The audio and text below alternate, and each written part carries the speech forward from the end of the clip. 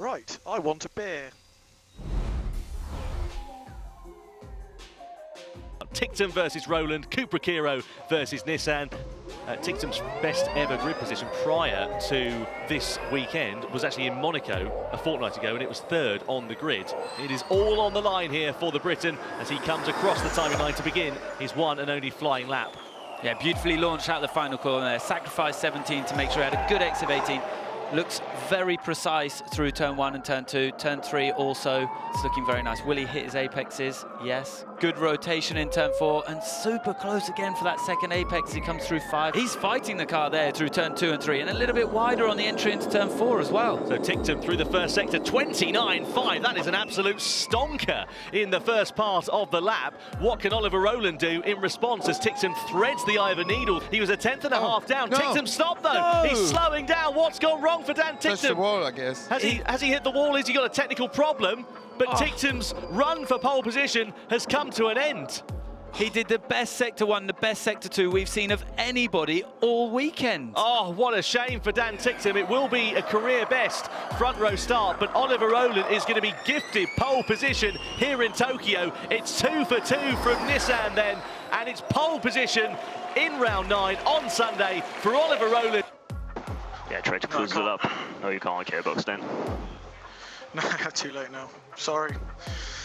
Sorry. Was I up or? You were, yeah. Oh, big impact there on the exit of turn 15. He's just taken a little bit too much speed into the corner. Yeah. Oof.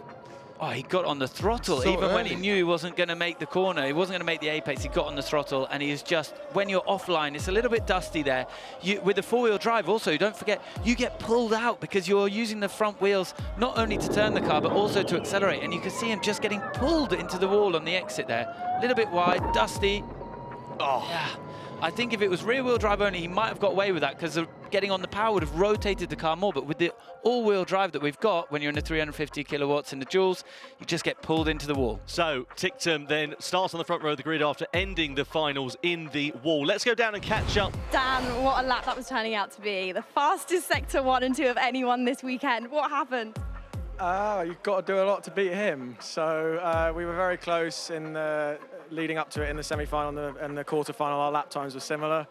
And, you know, he's on fire. The Nissan's very quick. So I was sort of chipping away through the duels and, you know, that last lap was 100%. Came out of turn 10 and 13 and I was like, right, this is a good lap. And I braked a little bit early in 15 in the other duels. So I was just like, go a little bit further. And then I pinched the front and then, yeah, so a bit disappointing. I can't really work out whether to be very angry or smile, but I'm sort of smiling at the moment. So. Well, it's still your best front row start in Formula E history. It's still all to play for in the race. Absolutely, yeah, the race is obviously important, but it would have just been nice to do it for the guys, you know, and give them a real, you know, boost. But there we go. Yeah, the race will be fun. Well, you can do it in the race. Best of luck for the afternoon. Formula E takes over in Tokyo, lights out and we're underway. Away from the start and a good launch there for Oliver Rowland. He chops over on Dan Ticktum. Look though at the Porsche of Pascal Wehrlein coming through on the outside, 3 abreast down in towards T1. Ticktum trying to firm it around the outside through turn 2. Can he get the better of Wehrlein or is Wehrlein going to come through? Very close quarters between the two. Rowland's managed to keep hold of the lead into turn 4. Still side by side we are for second place, and Ticktum does manage to stay ahead of Pascal Wehrlein. Ticktum 3 remaining, gap behind him.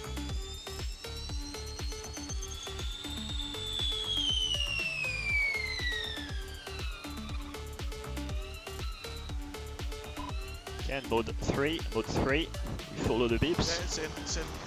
Same start as cars around. Full course yellow then, that's for debris on the circuit. You can see a bit of what looks like front wing presumably there, so that means the drivers are going to have to slow right down here. So let's pull a gap. We'll do a swap in 16. So turn 16 and go round the outside,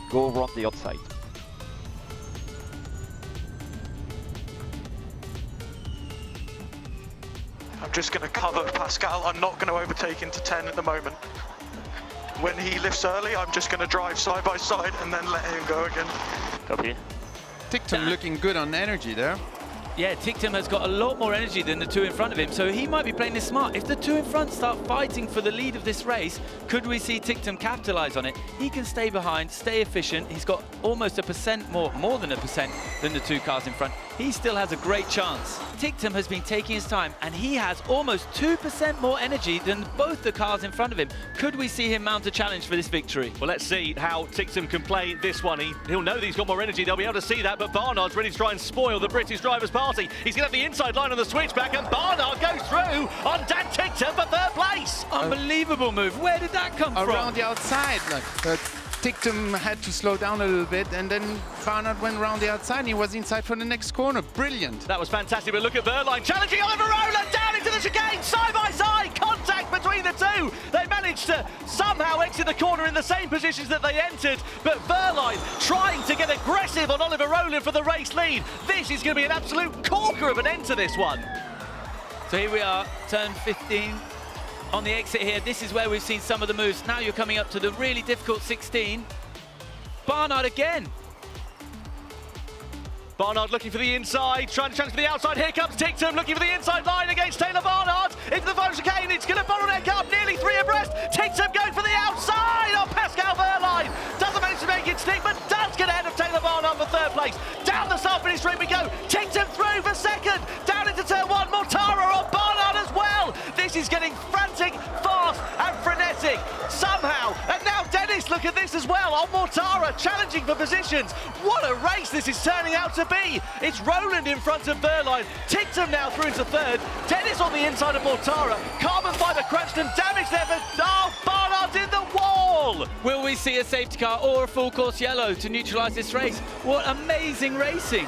Into the final chicane. An imperious performance once again from Oliver Rowland, who's going to win this one in Nissan's backyard. Oliver Rowland takes victory in Tokyo ahead of Pascal Verline and Dan Ticktum. A phenomenal race and a first ever career podium in Formula E for Dan Ticktum for Cupra Kiro. Yeah, well done. Nice go, well done. Very good, gentlemen. Yeah, awesome. Great job. Dan, this is the start of our journey. This is a start. Yeah. No, well done, everyone. I'm so happy for all you guys. I really am. Yeah, well done to keep it calm. You did what you promised me. Good job. Yeah, of course. Everyone doubts me, but I'm going to start proving them wrong now. So yeah, we will look for more. It's very nice. Many drivers putting thumbs up to me. How lovely. How wholesome. Beautiful. Right, I want a beer.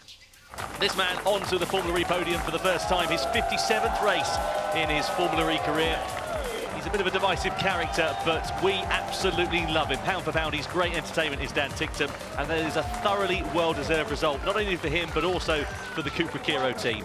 So, ladies and gentlemen, there it is. First podium of Formula E, long time coming. Finally in a car that I'm able to do it in.